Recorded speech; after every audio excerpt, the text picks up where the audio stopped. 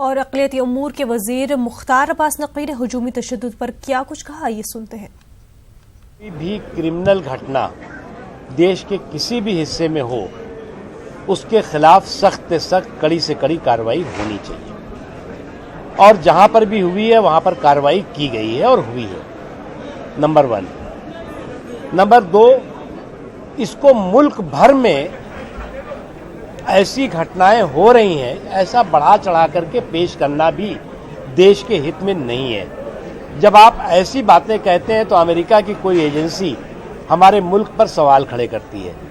इसलिए हमने जो शुरू में कहा कि इस देश का जो मुल्क का भाईचारा है, इस देश की जो सहिष्णुता है, इस देश का जो सौहार्द है, वो समाज के सभी वर्गों ने मिलकर के उसके ताने बाने को बनाया है। और कुछ क्रिमिनल माइंडसेट के लोग अगर उस ताने बाने को नुकसान पहुंचाने की कोशिश कर रहे हैं तो हम सबको मिल करके उस किसी भी साजिश को नाकाम करना है, उसे असफल बनाना है। ये जो है ना, ये कांग्रेस का हमेशा का दोहरा चेहरा है। जब पीलू खान पे हमला हुआ था तो यही कांग्रेस के लोग उसको कंडेम किए।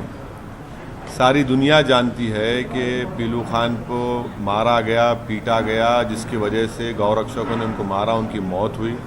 सारी दुनिया जानती है कि पीलू खान और उनका ख़ानदान इस तरह के कारोबार में मुलविस नहीं है। अफसोसनाक, कंडेमनेबल ये हरकत है अशोक गहलोत की सरकार की, कांग्रेस की। इसकी जितनी भी मजम्मत की जाए, कंडेम किया जाए, कम है। मगर ये हमेशा होता रहा है, कांग्रेस का हमेशा दोहरा चेहरा है। जब पावर में आते हैं तो ये एग्जैक्ट रेप्लिका बन जाते हैं बीजेपी का। और मैं राजस्थान के मुसलमानों से डायरेक्ट अपील कर रहा हूँ कि अभी तो आप होश में आइए, छोड़िए इन लोगों का साथ। 70 साल आपने ऐसी पार्टी का साथ दिया जो हमेशा आपको धोखा देती आई है।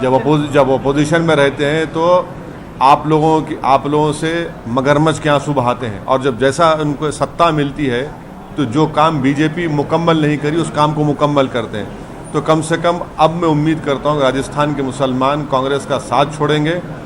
वो इन तमाम जो कांग्रेस के ब्रोकर हैं, जो उनके ऑर्गेनाइजेशन, उनका साथ छोड़ेंगे। और आप इंडिपेंडेंट 70 साल आप साथ दिए, अब अपना इंडिपेंडेंट एक पॉलिटिकल प्लेटफॉर्म बनाइए। कब तक हम धोखा खाते रहेंगे? कब तक मजलूमों पे जुल्म होता रहेगा? ये तो वहाँ के राजस्थान के मुसलमानों को सोचना पड़ेगा अभी।